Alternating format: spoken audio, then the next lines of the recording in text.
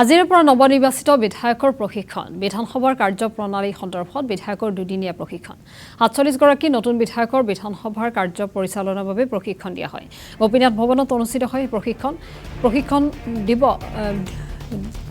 ইতিমধ্যে প্ৰশিক্ষণ শিবিৰ নাগালেণ্ড বিশ্ববিদ্যালয়ৰ উপাচাৰ্য সমুদ্ৰগুপ্তা কাশ্যপে উপস্থিত থকা পৰিলক্ষিত হৈছে বিধানসভাৰ অধ্যক্ষ ৰঞ্জিত দাস মন্ত্ৰী পীযুষ হাজৰিকা উপস্থিত আছিল উপস্থিত ৰাজ্যিক বিজেপিৰ সভাপতি দিলীপ শইকীয়া মন্ত্ৰী প্ৰজননে অনুষ্ঠান আৰম্ভ কৰা হয় উপস্থিত সকলোকে ফুলাম গামোচাৰে অনুষ্ঠানে সম্বৰ্ধনা জনোৱা হয় অনুষ্ঠানত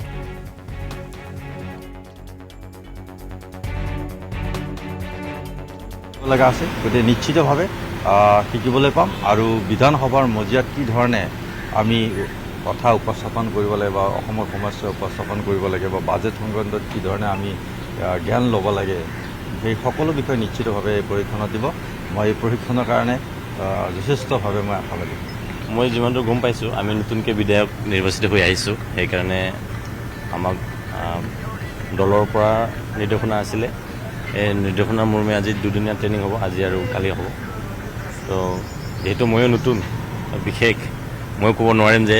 কেনেকৈ ট্ৰেইনিং হ'ব নতুন হিচাপে ৰাইজৰ লগত কেনেকৈ থাকিব পাৰে বা ৰাইজৰ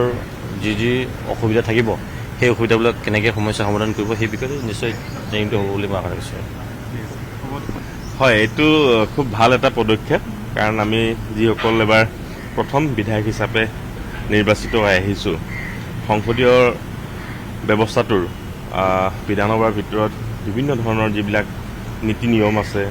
বিষয়বস্তু কেনেকৈ উত্থাপন কৰিব লাগে বা অন্যান্য ছাবজেক্ট মেটাৰৰ ওপৰত কেনেকৈ ধৰণে আলোচনাত ভাগ ল'ব লাগে গোটেই ব্যৱস্থাটোৰ সম্পৰ্কত যিহেতু এটা অৰিয়েণ্টেশ্যন কৰা হ'ব মই ভাবোঁ এইটো আমাৰ দুদিনীয়া এই অৰিয়েণ্টেশ্যন প্ৰগ্ৰেমটো আমাৰ কাৰণে যথেষ্ট লাভজনক হ'ব যিহেতু আমাৰ কাৰণে নতুন মই প্ৰথমবাৰ হৈছোঁ গতিকে মই ভাবোঁ এইটো অত্যন্ত দৰকাৰী বস্তু আছিলে কেনেধৰণৰ কুৱেশ্যনবিলাক উঠাব লাগে কেনেধৰণে জবাব পোৱা যায় বিভিন্ন যিবিলাক প্ৰচিডিউৰ্ছ আছে জনাৰ দৰকাৰ আছে গতিকে আশা ৰাখিছোঁ যে এটা ভাল প্ৰশিক্ষণ হ'ব আৰু আমাৰ যিটো একচুৱেল ছেশ্যন হ'ব তাতে সহায়ক হ'ব বুলি মই আশা ৰাখিছোঁ বিধায়ক হিচাপে আজি আমাৰ ট্ৰেইনিং বা অৰিয়েণ্টেশ্যন আছে আজি আৰু অহাকালি আৰু আমাৰ সোমবাৰৰ পৰা বাজেট ছেশ্যন আৰম্ভ হ'ব আৰু আমাৰো প্ৰথমবাৰ এটা বাজেট ছেশ্যন একমহীয়া আমি বহিম আৰু নতুন বস্তু শিকিম আৰু কেনেকৈ আমাৰ নিজৰ সমষ্টিৰ লগত কেনেকৈ আমাৰ ৰাজ্যখনো আগবঢ়াই লৈ যাব পাৰোঁ এটা কনষ্ট্ৰাকটিভ অপজিশ্যন হিচাপে আমি কেনেকৈ চৰকাৰে কৰিবলগীয়া